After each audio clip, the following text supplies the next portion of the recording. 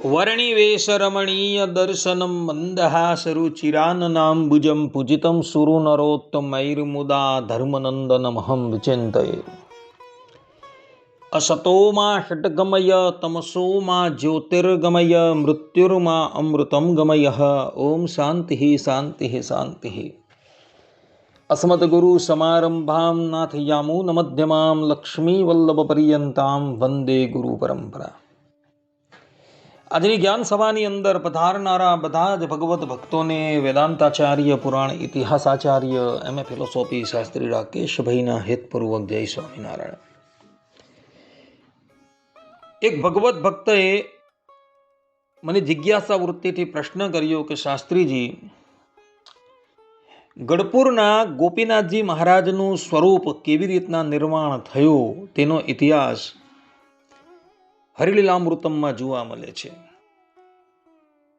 વડતાલના લક્ષ્મીનારાયણ દેવ એ ક્યાંથી પધાર્યા તેનો ઇતિહાસ પણ હરિલીલામૃતમમાં જોવા મળે છે. ગઢપુરમાં રહેલા વાસુદેવ નારાયણ એ ક્યાંથી આવ્યા તેનો ઇતિહાસ પણ હરિલીલામૃતમ ગ્રંથમાં જોવા મળે છે. આ ઉપરાંત રાધારમણ દેવ, મદન મોહનજી મહારાજ ઇત્યાદિક સ્વરૂપો ક્યાંથી પધાર્યા તેનો ઇતિહાસ પણ હરિલીલામૃતમની અંદર જોવા મળે છે. પરંતુ અમદાવાદ સ્વામિનારાયણ મંદિરમાં બિરાજમાન નરનારાયણ દેવનું સ્વરૂપ ક્યાંથી પધાર્યું એનો ઇતિહાસ અમને ખબર નથી. તો આપ એ સંબંધમાં કંઈક પ્રકાશ કરો. આ પ્રમાણે એ ભગવત ભક્તએ મને જિજ્ઞાસા વૃત્તિથી પ્રશ્ન કર્યો. તો આજે આપણે બધા અમદાવાદ સ્વામિનારાયણ મંદિરમાં બિરાજમાન નરનારાયણ દેવનું સ્વરૂપ ક્યાંથી આવ્યું તેનો ઇતિહાસ શ્રવણ કરશું. મહાત્માઓ કહે છે કે સર્વસ્ય લોચનમ શાસ્ત્રમ, અર્થાત કે શાસ્ત્ર એ મનુષ્ય માત્રના નેત્ર છે. ભગવાન શ્રી કૃષ્ણ શ્રીમદ ભગવદ્ ગીતામાં કહે છે કે તસ્માત શાસ્ત્રમ પ્રમાણમ કાર્ય અકાર્ય વ્યવસ્થિત. અર્થાત કે કાર્ય અને અકાર્યની વ્યવસ્થામાં કેવલ શાસ્ત્ર જ પ્રમાણ છે.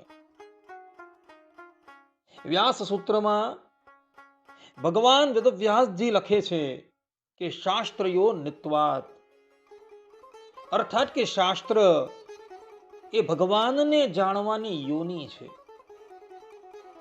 તો એ જ શાસ્ત્રોની અંદર અમદાવાદ સ્વામિનારાયણ મંદિરમાં બિરાજમાન નરનારાયણ દેવનું સ્વરૂપ ક્યાંથી પધાર્યું એનો ઇતિહાસ જોવા મળે છે. હરિચરિત્રામૃત સાગર જે ગ્રંથના રચયિતા છે આધારાનંદ સ્વામી, એ આધારાનંદ સ્વામીએ આ હરિચરિત્રામૃત સાગર પૂર 22, તરંગ 29, ચોપાઈ 22 થી લઈને 28 પર્યંતમાં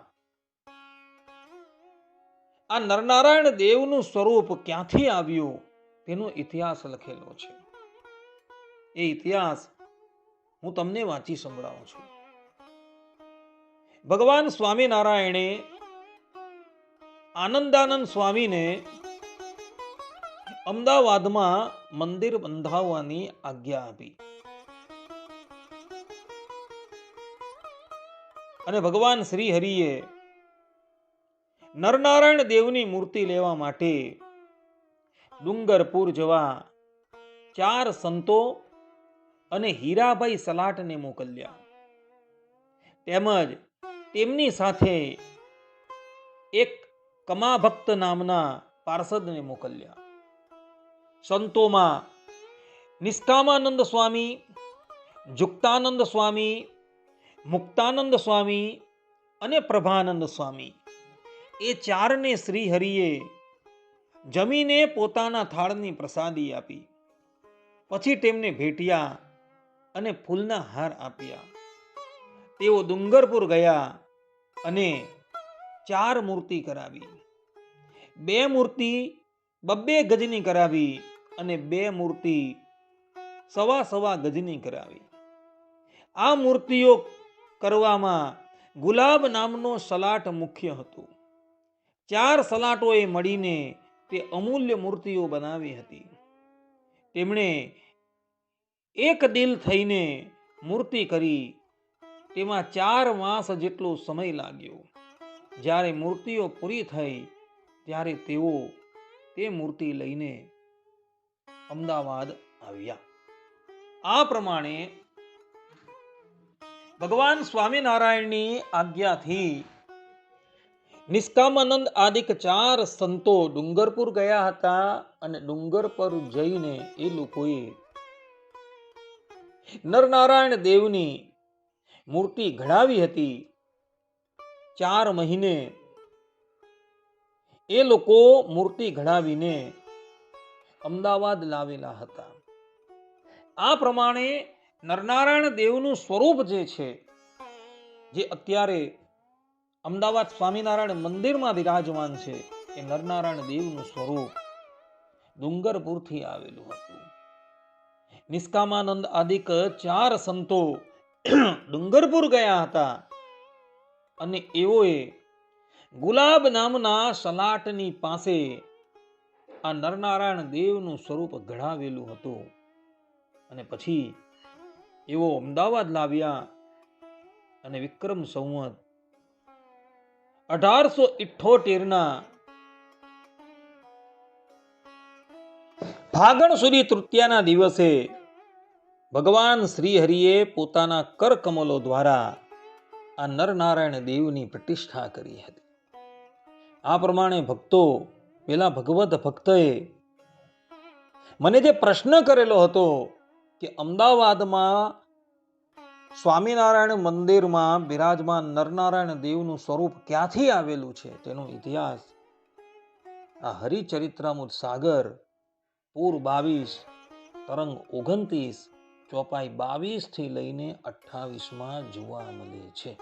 જે લોકોએ આ સંબંધમાં કંઈ જોવું હોય તો એ લોકો આ હરિચરિત્રામૃત સાગર જોઈ લે. આટલું કહીને હું મારી વાણીને અહીં વિરામ આપું છું. સર્વે સંતુ નિરામયઃ, સર્વે સુખીનો ભવંતુ, સર્વે ભદ્રાણિ પશ્યન્તુ, મા કશ્ચિત દુઃખ ભાગ ભવેત. અસ્તુ. જય સ્વામિનારાયણ.